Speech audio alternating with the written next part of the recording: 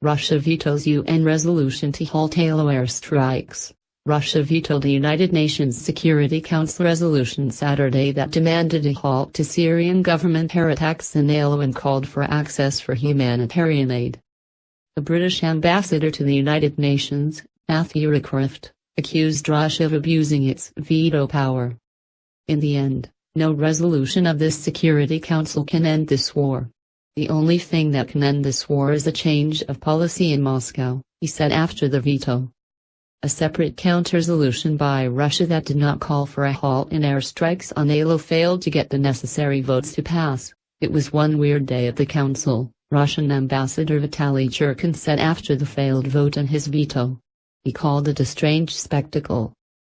The Russian veto had been expected as Russia and the United States have been fighting over Russia's support of the Assad regime.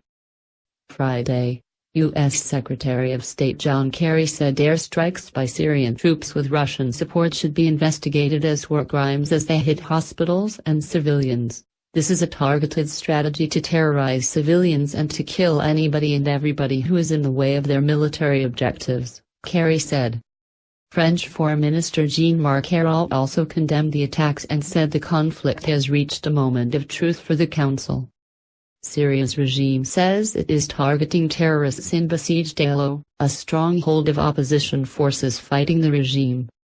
Everyone knows that there is only one way to save Aleppo, and that is for an immediate end to the aerial bombardment that the Syrian regime and their Russian backers are pursuing, Rycroft said Saturday. Susanna Caplotto and Richard Roth, CNN.